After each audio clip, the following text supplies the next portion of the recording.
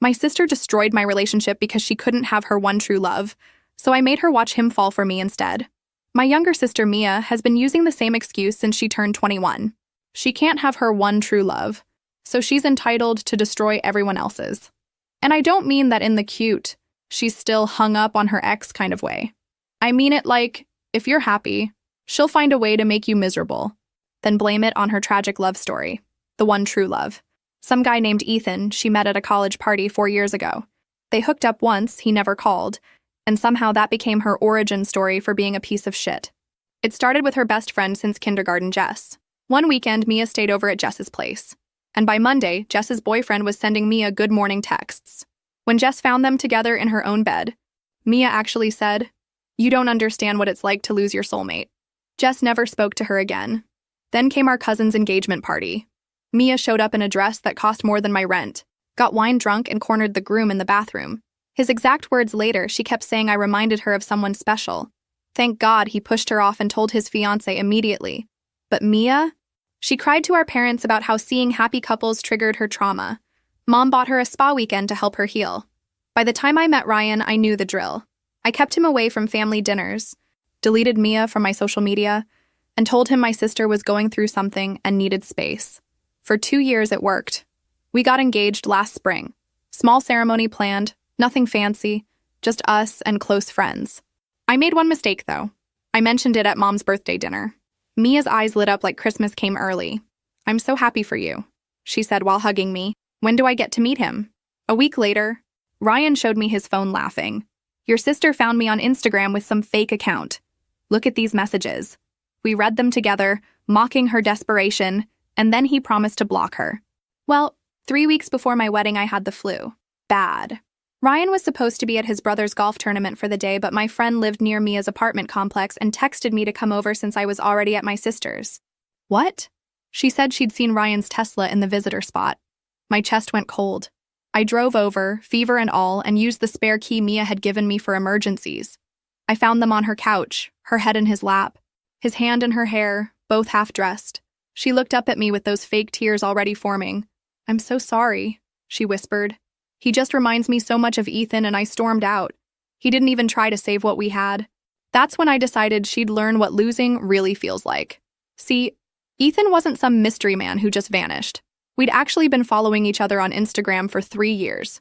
We had mutual friends from college, the occasional like on each other's posts, but never really talked. He lived 3 hours away, worked as a physical therapist, and posted videos of his golden retriever. So I split into his DMs with a simple message. "Hey, this is weird, but my sister had a thing for you in college and just ruined my wedding. Want to help me ruin her life?" He responded in 12 minutes. "Mia, the girl who showed up at my mom's house? I'm in."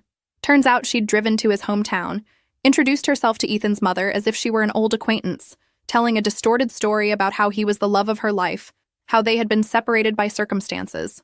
His poor mother believed it. She invited Mia for tea, they took selfies together, and she even posted saying, "Reuniting with my dear future mother-in-law." Ethan sent me everything, screenshots, videos, and even an audio of his mother saying, "She seemed so sincere, dear. I'm sorry if I caused any problems." That's when I knew. Mia wasn't going to stop. She didn't know how to love, only how to possess. And what she couldn't have, she destroyed. But this time, she didn't count on 2 things. That I was no longer that sister who let things slide, and that Ethan was willing to play the game. We planned every step. He would come visit me on the weekend of the family lunch. I hadn't spoken to Mia since I caught her with Ryan, but I knew she'd be there, because it was my father's birthday and no one ever missed the perfect family event. And me?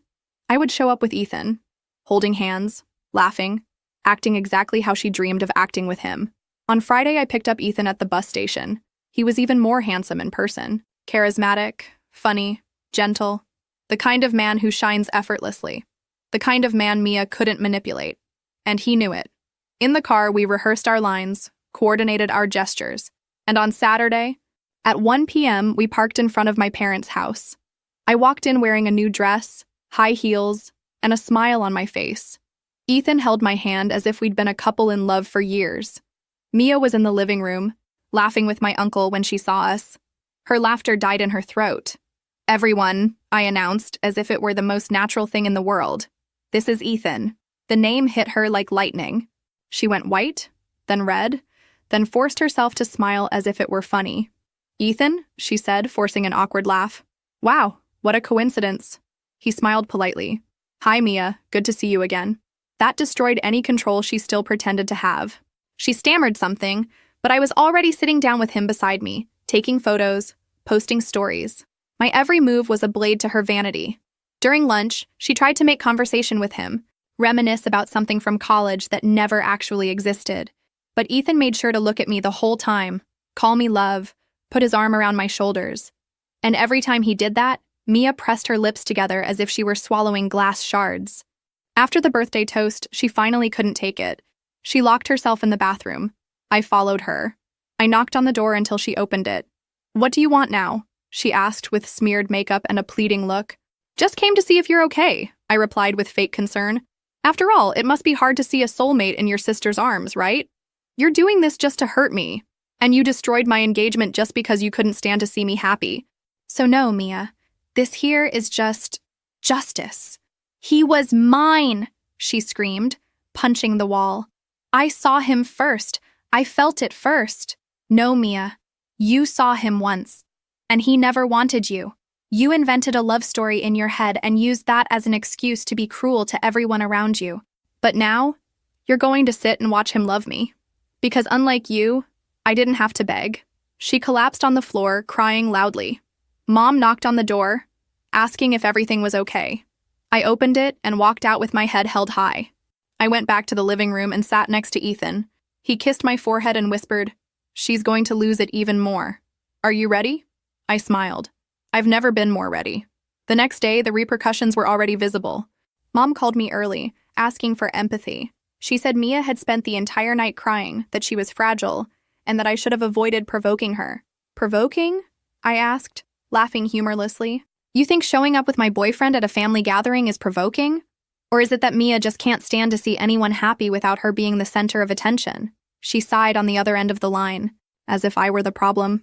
"Honey, your sister has a sensitive heart. She gets attached easily." "Sensitive?" I interrupted. "Mom, she slept with my fiancé. She destroyed my wedding. And you're worried about her feelings?" I was feverish, alone at home, and she was lying with him on the couch, remembering Ethan. "You're not going to flip this around. Look, let's talk another day." And she hung up. At that moment, I realized no one there was going to defend me. The whole family always treated Mia like a broken ornament, but they forget she also has claws. She always had them. Only now, those claws were turned on herself. On Monday, Ethan was still in town. I decided to take him to brunch with some of my friends, those who knew everything Mia had been up to since high school. He was a showstopper, polite, gentle, charismatic, and completely devoted to me. The girls exchanged glances, enchanted. Some even whispered things like, "This revenge is too beautiful." But the best part came in the afternoon. Ethan posted a photo of us on Instagram, the two of us hugging in a park, simple caption, "Sometimes love appears when you least expect it." The comments started discreetly. A cousin, a former classmate, heart emojis, but then Mia showed up. Kmia.soulmate commented, "This is disgusting. You know what he means to me." Ethan liked her comment and replied, with surgical precision, "We hooked up once, Mia. Once. And you followed me down the street the next day. That's not love, it's obsession." Boom. In less than an hour, the post became a topic in our social circles. People who had known Mia since high school started commenting things like, "Finally, someone said it." I always thought the way she talked about him was strange. Karma exists. She stayed silent on the post, but sent me a series of voice messages on WhatsApp, crying, screaming, asking how I could use him against her. One of the voice messages ended with, "You're destroying my life for revenge." I replied with a simple text, "No, I'm just showing how to rebuild after being destroyed, something you never knew how to do." And then, without any ceremony, I blocked her. But I still wasn't finished. Not yet. I knew she wouldn't let it go easily. And sure enough, on Thursday night, I got a notification. Mia had made a post on Instagram. A selfie with a crying face, swollen eyes, that low bedroom lighting. And the caption, "It's hard to see your sister steal the man you love. Laugh at your pain and be applauded for it. I'm not perfect, but no one deserves this." Over 1,000 likes. People commenting, "Stay strong, take care. You'll get through this." And what hurt the most? Some people close to me reposted it. The next morning, I went to my parents' house. Mom answered the door, surprised. "What are you doing here?" "I came to talk with everyone." I walked in. Dad was in the living room. Mia came down the stairs as if she were at a funeral, in sweatpants, hair tied back, that "I'm the victim" face. "Did something happen?" she asked, almost sweetly. "Something did happen. Enough of you manipulating everyone and coming out like you're the poor victim." I stopped in the center of the living room, looked at both of them. "Mom, Dad, did you see the post? Do you really think it's fair? Do you remember who destroyed whose engagement?" "Honey, this isn't how you solve—" Mom tried. "No, now you're going to listen." I turned to Mia. "You seduced Ryan. You stabbed me in the back. You said sorry with fake tears and thought you'd continue being the family princess. But now the tables have turned. Now you're the one on the ground, crying. And no one's going to save you this time. Because it's not a sad post that will erase the screenshots, the voice messages, the testimonies. Everyone saw who you really are." The mask fell. Mia, she stayed silent, crying. Dad looked down. "I'm tired of being the forgotten daughter while you put on little shows. Enough. The stage is mine now. And the audience? They're on my side." I left without waiting for an answer. In the car, Ethan was behind the wheel, with the radio on, and a coffee for me in the cup holder. "So?" he asked. "It was beautiful," I replied. "She finally saw that she has no control anymore." He smiled. "You know what? Getting revenge on her was more therapeutic than I imagined." "Yeah. And you know what's better?" "What?"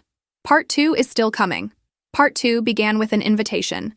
The launch party for my friend Andre's new restaurant, a chef known around here, with local influencer presence and lots of social media coverage. Mia, of course, was obsessed with this type of event. She always pretended to have a life she didn't. Posted photos in store mirrors, pretending to own the clothes. Ordered expensive food to take photos and return it through the back door. That was it. Appearances. But this time she wasn't on the list. I was. And so was Ethan. We arrived on the right foot. Literally. The entrance photographer stopped us to take photos, and one of them appeared on a city events profile with the caption, "Couple of the moment. Melissa and Ethan steal the scene at the opening night." Mia saw that the next day. Of course. Posted on her stories the classic indirect. Some people need the spotlight to feel alive. I prefer depth. Depth? From who? From someone who threw herself at my fiancé's lap 3 weeks before the wedding and was now crying on the internet because the guy she barely knew became my boyfriend? The following Saturday, another event. Amanda's wedding. Our cousin. Mia had always been very close to Amanda. She probably expected her friend to neutralize the situation and ask me not to bring Ethan. But Amanda called me personally. "Mel, please come and bring him. Everyone already knows what happened, and I don't have patience to pretend anymore with Mia. She needs to learn that the world doesn't revolve around her." Mia was there. Alone. Dressed too tight. Flawless makeup. Plasticized smile. Pretending she didn't see us when we walked in. Ethan hugged me by the waist, kissed my cheek from time to time, and all she could do was watch. But the scene that made the night worthwhile was during the bride and groom's dance. Amanda, very discreetly, called us to dance beside them. Ethan and I were there, in the center, spinning slowly, when Mia tried to approach. For the first time, she seemed disarmed. "Ethan, can I talk to you?" she asked with that look she thought was irresistible. He let go of my hand, looked at her and said, with complete calm, "No, I'm busy loving your sister." Mia froze. I took a deep breath, looked at her and added, "And for the first time in years, I'm being truly loved, something you never understood, because you only know how to confuse attention with love." She took 2 steps back, with tears in her eyes, and tripped over her own dress hem. No one laughed. It was worse. Everyone ignored her. That hurt more. She left the hall a few minutes later. And me. I kept dancing. For the first time in a long time, feeling like I was the one who had won. But my favorite part was still to come. A few weeks later, I was invited to participate in a podcast about overcoming and new beginnings. I didn't use names, but I told the story. The one about the narcissistic sister, the unfaithful fiancé, the calculated revenge, and of course, the unexpected love. The episode went viral. People from all over the country sending messages, congratulating me, saying they identified with it. Mia listened. I know she did, because the same day she sent a message to my DM. "Do you really need to expose yourself like this just to get applause?" And I replied without hesitation, "It's not exposure. It's liberation. I lived years in your theater. Now the story is mine. And so is the stage. She never replied. In the following days, I learned from third parties that Mia was becoming reclusive. Some brands she was trying to partner with cut contact. People started commenting about her obsession with Ethan. The reputation she fought so hard to build with filters and ready-made phrases began to crumble. And it wasn't me who brought it down. She sank herself. And me? I kept living. Ethan was no longer just a piece in my revenge. The truth is that, in the middle of all that chaos, he became shelter. A shelter that came disguised as an ally. But today was a true companion. And every day that passed, I saw what Mia tried to destroy only made me stronger. And she, who always wanted to win through manipulation, now only had silence as company. The first time I realized I wasn't thinking about Ryan anymore was on an ordinary morning, weeks after Amanda's wedding. We were in my apartment, the sun was gently shining through the window, and Ethan was in the kitchen, shirtless, making pancakes, the way he had been doing since the first week he spent with me. And while he hummed softly a song from the 2000s, doing ridiculous little dances that made me laugh, I realized Ryan was nothing more than a weak shadow in a dusty corner of my memory. It wasn't just revenge, not anymore. It was the way Ethan held my hand even when he didn't need to. It was how he listened to my childhood stories with a sincere smile, even though he already knew them all. It was how he looked at me while I read a book on the couch, as if he didn't need anything else in the world. I didn't expect this. When I called him in that impulsive message to help destroy my sister's fantasy, I thought it would be temporary, that he would pretend for a while until Mia gave up, until I felt avenged, and then life would return to normal. But it didn't return. Ethan became routine, presence, security. He met my friends, integrated into my work circle, started leaving toothbrushes and t-shirts at my house. When my car broke down, he was the first to show up with coffee and a tow truck. When I had an anxiety attack before an important presentation, he sat with me on the kitchen floor and stayed silent, just holding my hand until I could breathe again. And Ryan? Not even a thought. Not one comparison. Nothing. He, who was once the center of my world, was now irrelevant. Because now I had someone who was present even on ordinary days. Ryan was made of future promises. Ethan, of present actions. One night, we went to dinner at a new restaurant that opened in town. Nothing fancy, just a nice atmosphere and good food. When we sat down, Ethan held my hand across the table and said, with that light tone I already knew well, "You know what's funny? We started this to fool your sister, but I never pretended anything." I was silent for a few seconds, my heart racing. "I'm not pretending anymore either," I replied, with an almost embarrassed smile. He laughed and raised his wine glass. "To the best revenge, then?" "No," I corrected. "To what comes after them." We toasted. And for the first time in a long time, I was at peace. Without resentment, without ghosts, without wanting someone to notice or validate me. I was there for myself, and so was he. A few days later, walking through downtown, I saw Ryan, alone, walking with his head down, as if the world was too heavy. It was automatic. I looked away. Not from pain, but because it simply didn't matter anymore. He saw me, hesitated, almost came to talk. But when he noticed Ethan approaching and intertwining his fingers with mine, he backed away. Maybe he finally understood that there was no more space for him, that the place he wasted with lies and omissions was now occupied by someone who, without promising anything, gave me everything. That night I hugged Ethan tighter and whispered without thinking much, "Thank you for showing up." He looked at me with that calm smile that said everything, even in silence. And I knew. Revenge gave me justice. But it was the after that gave me love. Months passed, and what began as a sharp response to my sister's poison became the sweetest part of my life.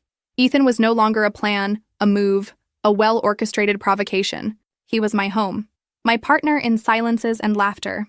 We slept together almost every night, sometimes at my house, sometimes at his, where the golden retriever insisted on sleeping between us, like a guardian accomplice to this unlikely story. He officially asked me to be his girlfriend on a simple night, on the couch, while we ate pizza straight from the box and watched a silly documentary about marine life. "Do you think it's too early for this?" he asked, with the pizza box balanced on his lap and a smile at the corner of his mouth. "Or is it already too late?"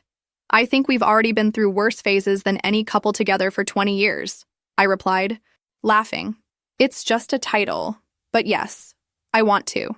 And that's how it stayed. We didn't talk about Mia anymore. She disappeared from conversations, from social media, from messages. She blocked Ethan on everything, even though he never sought contact. She told acquaintances that she would never forgive me, that I had stolen the love of her life just to rub in her face what she couldn't have. She didn't bother to admit that she destroyed my wedding before all of this. But you know what? I didn't care anymore. At first, I thought I would care, that I would keep dwelling on the fact that she didn't acknowledge her own guilt, that I would beg for an apology that never came. But the truth is that the freedom I felt when I stopped wanting Mia's approval was the greatest gift that whole chaos gave me. She didn't forgive me. She didn't come to my birthday. She didn't respond to my mother's messages about Christmas. She stayed away, hurt, revolted. And me? I moved on. I traveled with Ethan to the countryside, met his mother, this time officially, helped paint the wall of the new clinic he opened, learned to deal with the messy dog, and little by little, we built a routine that was light, true, without masks, without games. There was a day when we were lying in the hammock, just listening to the wind and the sound of birds, when he said to me, "Do you still think all of this was just revenge?" I thought for a few seconds, and then I smiled, turning my face to him. Maybe it started that way, but it ended up being the best thing I ever did for myself. He kissed my forehead, and we stayed in silence. Revenge became love, and ironically, that's what must have hurt Mia the most. She always wanted to be the center, the most beautiful, the most desired, the most worthy of attention. But it was offstage, away from the script she always tried to write, that I found what she spent her whole life pretending to have. I was never the family highlight. I was never the most loved. I was never the perfect sister. But I was the only one who knew how to transform pain into strength, rejection into freedom, and revenge into love.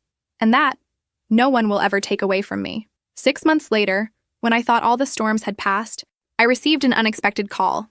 It was Ryan. I didn't answer the first time, or the second. On the third, Ethan was beside me and simply said, "Answer it. You need to close this cycle."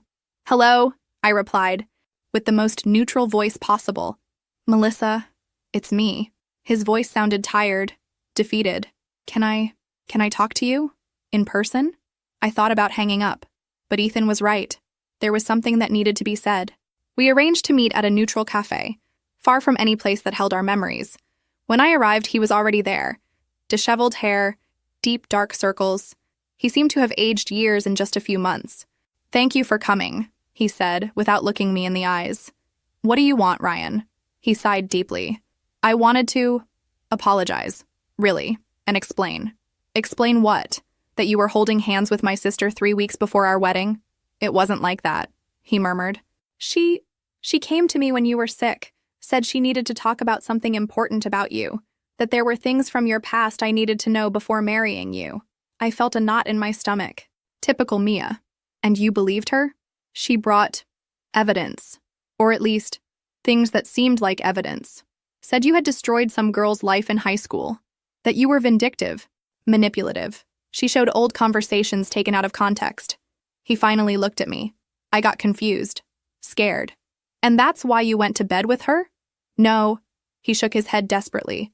"She said she had been in love with me since we met, that she just hadn't said anything because she respected you, that if I canceled the wedding, she would be there for me. I was drinking, I was confused with everything she had told me about you." "Ryan," I interrupted, "none of that justifies what you did." "I know." Tears began to form in his eyes. 5 minutes after you left, I understood. I understood that she had manipulated me, that all of it was lies, that I had destroyed the best thing in my life because of her. I remained silent for a long time. You know what hurts me most, Ryan? It's not even what you did. It's that you didn't trust me. In 2 years together, you believed her words more than who I really was. He lowered his head. I tried calling you afterward. 1,000 times. I went to your house, but you were never there. Until I saw the photos with him, and I understood it was too late. It was too late the moment you put your hand in her hair, I replied, standing up. But thank you for explaining. It helps me be sure I made the right choice. He looked at me one last time. Are you happy with him? I smiled for the first time during the entire conversation, happier than I imagined I could be. And I left, without resentment, just with the certainty that some doors need to be closed for others to open completely. The conversation with my family was harder. It took 3 months before my mother called asking us to talk. She suggested lunch, just the two of us, to work things out. I found a different woman, older, more tired. The wrinkles around her eyes seemed deeper. "How are you?" she asked, hesitant. "Good, Mom. Very good." "And Ethan?" "He's good, too. We're good." She nodded, nervously fidgeting with her napkin. "I need to apologize to you," she finally said, "for all the years that I didn't see clearly." I felt my chest tighten. "Mom?" "No, let me talk." She looked me in the eyes for the first time. "I always knew Mia was difficult, but I thought if I gave her more attention, if I protected her more, she would change. And in the process, I neglected you. I left you to deal with the consequences of her problems alone." Tears began to stream down my face. "After you confronted us that day, I started putting the pieces together. The friends Mia lost, the boyfriends who disappeared, the stories that never added up. And I realized that you two told me very different versions of the same story, and I always chose to believe hers." "Why?" I asked, my voice choked. "Because she cried louder," my mother admitted, her voice breaking. "Because you always seemed stronger, more capable of taking care of yourself. And I confused strength with not needing support." We sat in silence for a few minutes. "And now?" I asked. "How is Mia?" "She moved to another state. She's in therapy. Said she needs to start over away from all this." My mother hesitated. "She asked me to tell you that she knows she was wrong, but that she can't apologize to you yet. And I can't forgive yet." I replied honestly. "Maybe someday, but not now." "I understand." She reached her hand across the table. Can I try to be a better mother? To you?" I held her hand. "We can try to be a better family, but it will take time." She smiled with tears in her eyes. "I have time." A few weeks later, my father showed up at my house. Without warning, with a bouquet of flowers and the face of someone who didn't quite know what to say. "Can I come in?" he asked, timid. "Of course, Dad." Ethan was in the kitchen and greeted my father politely before stepping away, giving us space to talk. "I like him," my father said, straight to the point. "Seems like a good man." "He is. I came here because your mother said you two talked, and I realized I never apologized to you. My father was never one for many words, so this surprised me. I always knew Mia was problematic," he continued, "but I thought it wasn't my problem, that it was women's business, that your mother would solve it. But in the end, you both suffered. And you especially." "Dad." "No, daughter. Let me finish." He sat on the edge of the sofa. "I failed as a father. I failed to protect you. I failed to educate her. And I failed to teach you both that sisters should support each other, not destroy each other." I felt a lump in my throat. "Your mother told me about Ryan, about what she did to you." He shook his head. "If it were me, I would never forgive. But you found a way to transform all that pain into something good. And I'm proud of that. I'm proud of you." They were the words I had waited my whole life to hear. "Thank you, Dad. Do you think there's still time for me to be a better father?" I smiled, even with my eyes welling up. "There's always time." That night, I told Ethan everything. He listened in silence, just holding my hand. "How do you feel?" he asked when I finished. "Free," I replied, surprised by my own response. For the first time, truly free. "And about Mia?" I thought for a moment. "I hope she finds her peace. Away from me, but I hope she finds it." He smiled and kissed my forehead. "You're incredible, you know that?" "We're incredible," I corrected.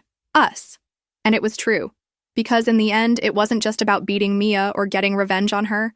It was about learning that I deserved to be loved properly, defended, respected. It was about discovering that family isn't just who's born with you, but who chooses to stay by your side. It was about realizing that sometimes, to find the love of your life, you first need to stop accepting crumbs from those who never valued you. And today, when I wake up next to Ethan, with the dog sleeping at our feet, I know all the battles were worth it, because they brought me here. To him, to us, to peace,